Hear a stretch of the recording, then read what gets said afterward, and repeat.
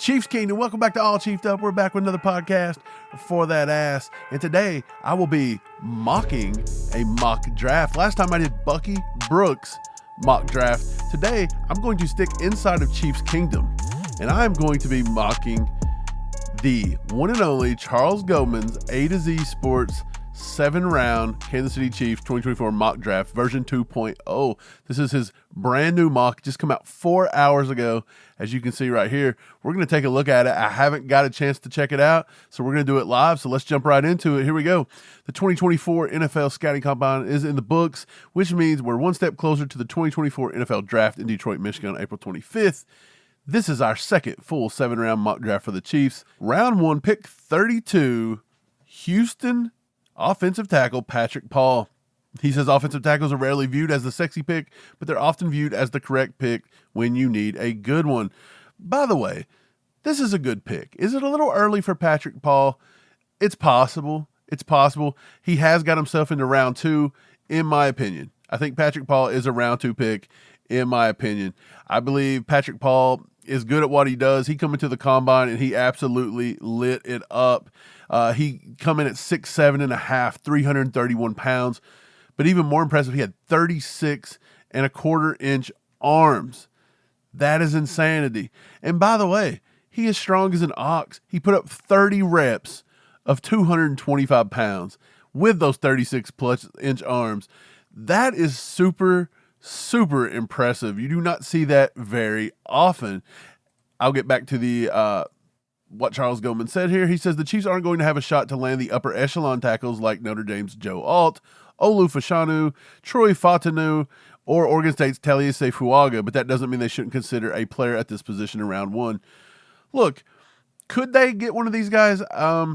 Maybe, if they want to get up in the draft. I think Joe Alt's out. I think Olu is out. I think he's number 2. Fautanu from Washington, Fautanu, I think is how he pronounces it. I keep saying Fontano, but it's Fautanu from Washington. This guy was considered a guard, but I think after he showed his length at the combine, he is now going to be probably a top 20 pick, and they're going to take a shot at him at tackle. Maybe the Jets, somewhere around pick number 10, could look at him.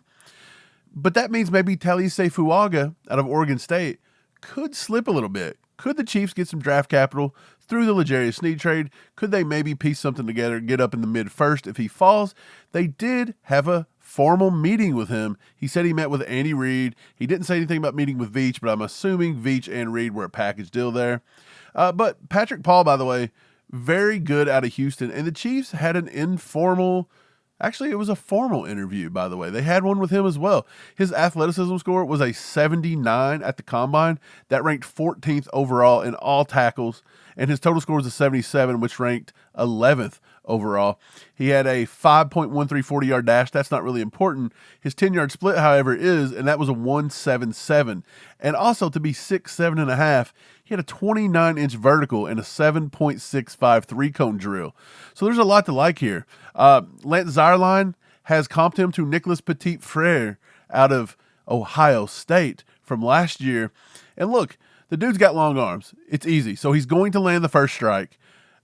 He squares off and he mirrors very well rush moves. I've seen it all the time. He did not allow very much at all when it come to pressures, things like that. He played this season 282 run block snaps, 496 pass block snaps, and in his career, he has played well over, good Lord, we're looking at like 2,500 plus snaps, all at left tackle.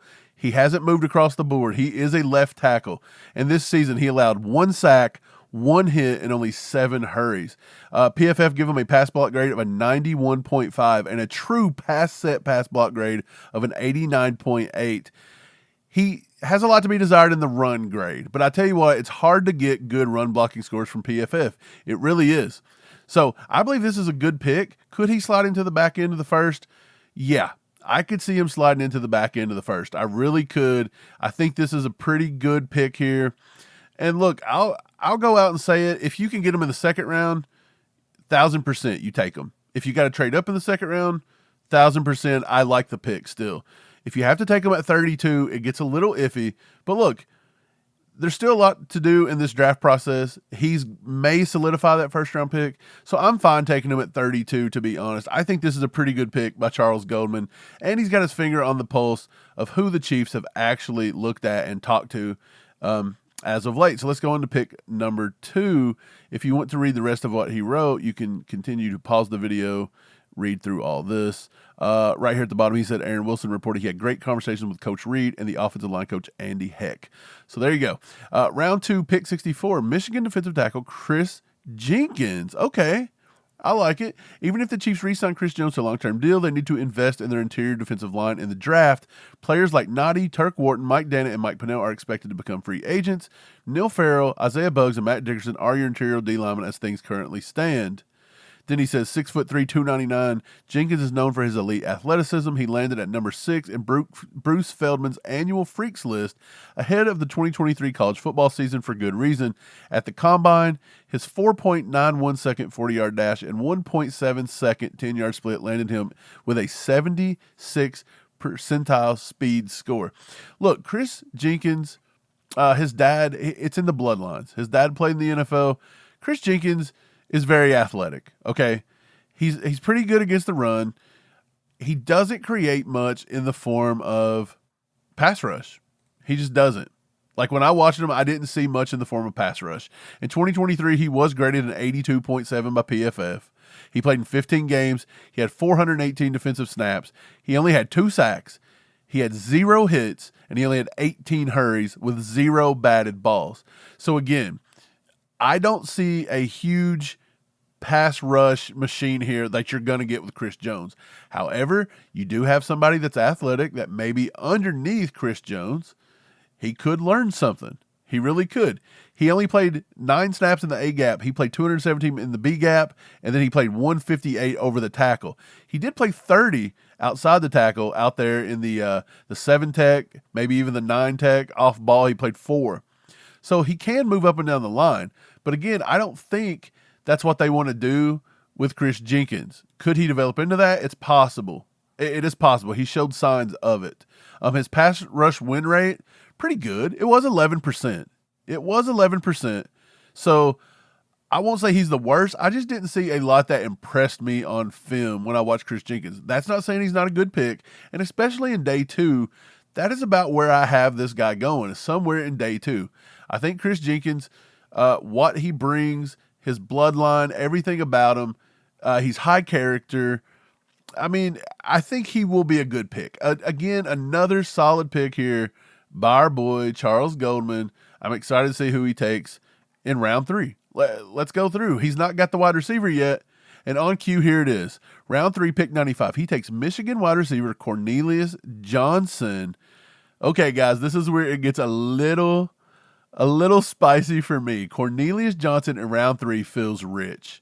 That feels super rich. I think Cornelius Johnson is more maybe a round 5 kind of guy. Round 3 feels insane. I do not see that being a thing at all. Again, he went to the combine. He was 6'3", 212. Just under 32-inch arms. His hands were right at about 8.5, maybe a little more than 8.5 inches. His athleticism score was okay. He finished 18th out of all wide receivers, but his total score was a 69, which finished 31st, and his production score was a 57. That finished outside the top 30 as well. I think it was 34th. He was pretty quick. He ran a 4.44 40-yard dash and a 1.55 10-yard split. He had a 37.5-inch vertical and a 10-foot 7-inch broad jump, which shows he's got a little bit. Now, look, I liked Cornelius Johnson when I watched some of his film. I really did. I like some of it. But the fact that you're calling this cat a 3rd-round pick, and again, we do pick at the end of the 3rd round, so essentially this is right at a top 100 player. To me, Cornelius Johnson, at this point in the process, is not a top 100 player. He's just not. He's not. Now, here's what I'll say about him, though. He's big. He's decently good at tracking the ball. Okay. Decently good. He has decent speed, but again, at the 4.44, that's not the most elite. We've seen some of these wide receivers just putting up freakish numbers. So, I mean, it's decent speed. It's decent speed. He doesn't have great route running. He just doesn't. His footwork is just a little sloppy. His timing is always off just a little bit. He did make a big play against Ohio State. He burned them deep. It was some busted coverage. If you want to go back and watch that, it shows that he can stretch the field somewhat. But I do not think he's a third. I don't see a third round pick. I mean, he's a matchup nightmare if you got a small corner. I mean, yeah, okay. He can run block decently well. I don't know. He's got size and he's got some traits that maybe people will like. I just do not see him being anything more than a backup at the NFL level. And to take a round 3 on that, I just don't see it. I don't see it. Yeah, I mean, he can catch the ball in traffic, okay? He's got that in his game, but he doesn't locate the football very well. I think his hands are decently average, and his footwork is pretty bad. His route running is just, there's no technique there. I'm just not a huge fan of Cornelius Johnson in round 3. In round 5, I'd be ecstatic over this. PFF rates him at a 71.1, which was the highest grade that he's got. As a freshman, he's a 67. He played 349 snaps, 19 from the slot, and 330 from out wide. So they did use him in more of the X role. He had 66 targets, 47 catches for 600 yards, only 1 TD. So a red zone threat, not so much. He had a 9.6% drop rate. He's dropping 1 out of every 10 passes. Against man coverage, he grades out at a 52.8. That just, to me, I don't like it. In 2023, he had 5 drops. He only had 4 missed tackles that tied him for 350th in all of NCAA. Only 4 deep catches. This guy's supposed to stretch the field. 4.4 is not even elite, and he was tied for 299th in the NCAA. He only caught 1 ball on a screen. That's what Andy Reid and the Chiefs love to do. Tied for 460th in the NFL. He only had 3 catches from the slot. I mean, come on, guys. I don't know about this one. I do not know about this pick. I feel like it's a little rich. And again, I don't dislike Cornelius Johnson. It's just a little rich for me. It's a little rich for me at pick number 3. I'm curious to see what he says. He says free agents at the position will be a little cheaper than anticipated. You can afford to wait and still get a top-tier contributor in the draft. Okay, cool. Well, Mike Evans just signed for, I think, $52 million, $36 million guaranteed. He's not now going to hit the free agency market. Did anybody really think that Brett Veach really had a $25 million per year wide receiver? And by the way, he got $26 million per year because that's probably what they had to offer him to keep him off the market. Did we really think that was going to happen? No, it was a nice pipe dream. I'd have loved to have seen it. But to say, hey, you missed out on Mike Evans, let's wait to round 3 and overdraft Cornelius Johnson from Michigan. I mean, I'm a fan of Charles Goldman, but this is a miss. In my opinion, this is a miss. And right now, as much as I like pick number 1, Patrick Paul, that feels like a little bit of a reach as of now in the process. By the time the draft gets here, that could be about right. But I still think Patrick Paul is a mid-day 2 pick. I really do. I think you're better off trading up. You could almost take the wide receiver in round 1, trade up in round 2, and take the tackle. I know the MO is to trade up for the wide receiver. But look, I'd almost be willing to take I'd almost rather reach a little bit on a Malachi Corley at pick 32 or take a Ladd McConkey if he falls here. Maybe even reach on a Ricky Pearsall in round 1 at 32 in a way. But I will say, look, Patrick Paul, Ricky Pearsall, I would, that rhymes, that's crazy. I would take Paul over Pearsall more than likely considering that we do need a left tackle. I get it. But, I mean, there's just so many plays. You may get Keon Coleman's probably going to slip to 32. You've got so many options there, and I think you could trade up in the mid part of round 2 rather, and get a Patrick Paul. I mean, but again, receivers are deep too. The Chris Jenkins pick, fine as well. I think to this point, I'd give it a solid B+, a B+. I think once you take Cornelius Johnson in round 3, I think now it slides to a C draft. Let's see if he can redeem himself. What is pick number 4? He takes UConn edge Eric Watts. Just as the Chiefs need to continue to invest in their interior defensive line, they also need to keep investing in the pass rush. Dan is slated to hit free agency. Omenahue is recovering from an ACL. We have Karlaftis, Felix, B.J. Thompson at the top of the rotation. Guys, I've been saying this all year. Steve's been saying this all year. Our defensive line needs help. So this is the second out of 4 picks now. UConn's Eric Watts. Look, he's not bad. He's not bad. I mean, I think he ran a 4.67 at the combine. He was second overall in athleticism score, and he was fourth overall in total score. This cat probably played himself into a round 3 or round 4 pick. I think this is more on par. This could have been the round 3 pick, and you could have got Cornelius Johnson in round 4, and I think I'm fine here. In this world created by Charles Goldman, he does last around 4. So I would say, okay, this alleviates a little bit of what we've seen. He's 6'6", 274, 35 3/4 arms, so almost 36-inch arms. That is massive. Chris Jones is 34.5-inch arms. 36-inch arms, basically. Eric Watts running a 4.67 and a 10-yard split of a 1.65, almost a 37-inch vertical and a 10-inch broad jump. Bench pressing 21. This cat may have played himself into the second round. Let's be honest. He may have played himself into the second round. He really did. He's prototypical with his size and his weight. His length is beyond the gold standard. Okay. He's rangy. He will chase you down from the backside. He will shut down.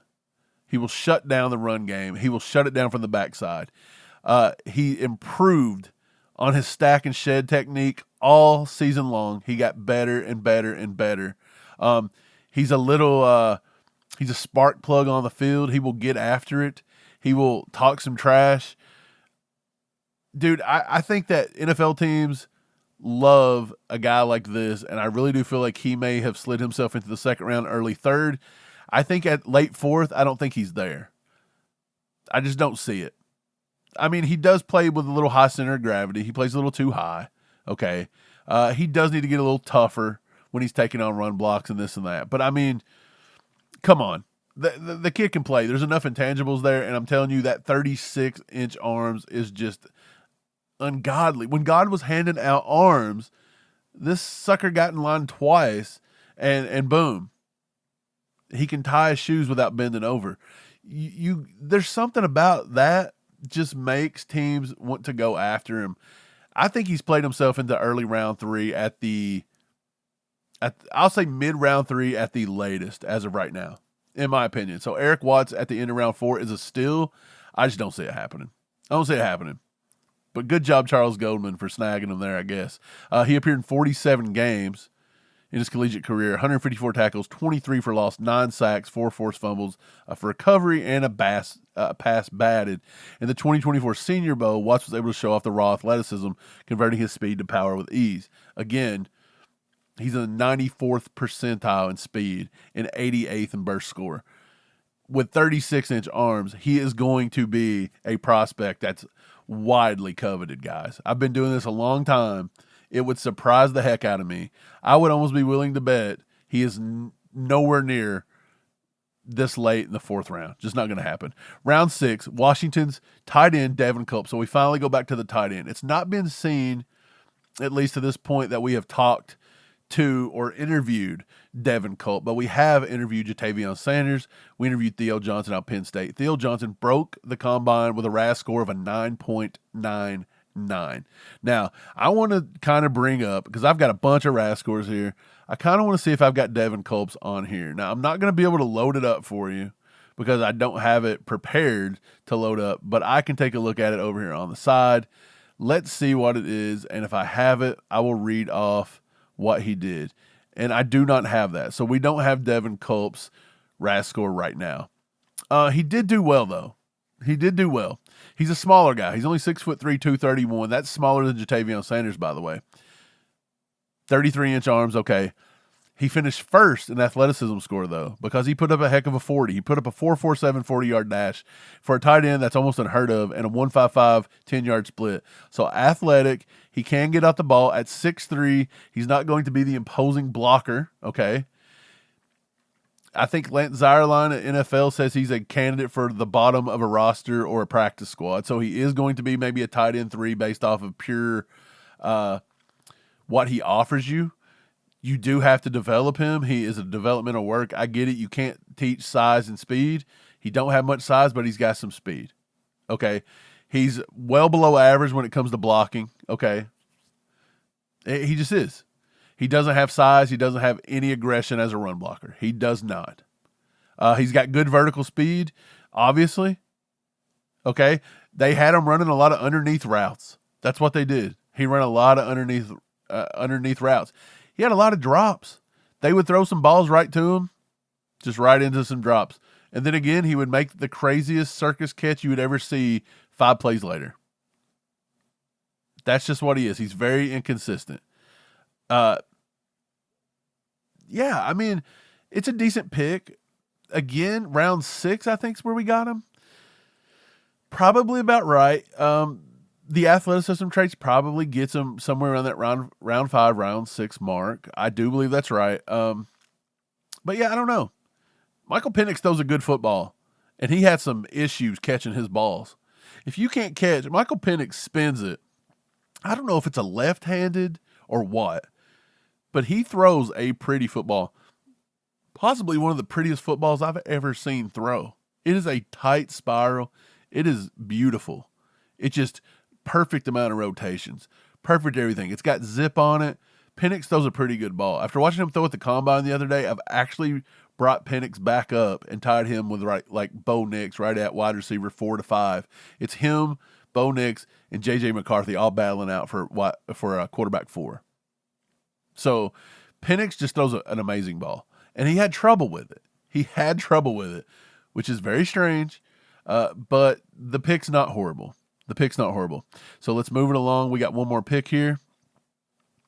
Purdue's O.W. Tyrone Tracy Jr. I don't know what O.W. He's calling him an offensive weapon.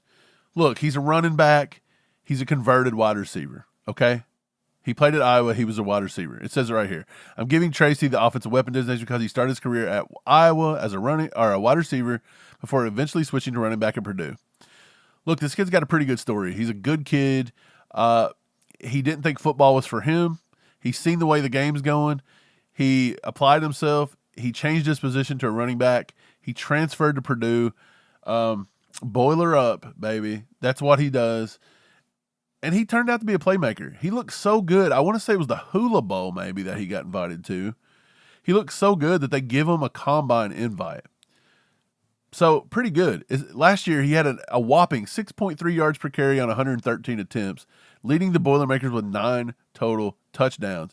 His combine score posted a burst score in the 93rd percentile, although his overall speed score was in the 66th percentile. Hopefully, it results in a skill set that can help spell Isaiah Pacheco. Look, he's 5'11", 209. He's got about 32-inch arms. His athleticism score was an 86, so he finished 4th at the combine. His overall score finished him 21st out of all running backs. He ran a 4.48. That's pretty good for a running back. That was right on par with the gold standard. If you look at all the running backs that chunked off big plays, the majority of the good running backs in the highest yards, different things like that throughout the season, the average was 4.48 for the elite running backs. So he's right there with it. He's got a 1.53 10-yard split, 40-inch vert, 10-foot 4-inch broad jump. That right there shows some explosiveness, and a 4-second shuttle.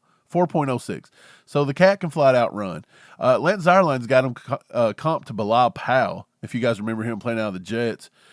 But look, I watched him. He's going to be an older rookie. I don't remember how old he is, but I'm pretty sure he's an older kid. Like, I want to say he's 23, 24.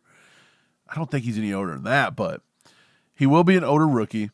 He's got some versatility. Okay, he played running back, wide receiver. We get it. He's got loose hips. I think he does good. I think his change of direction is good.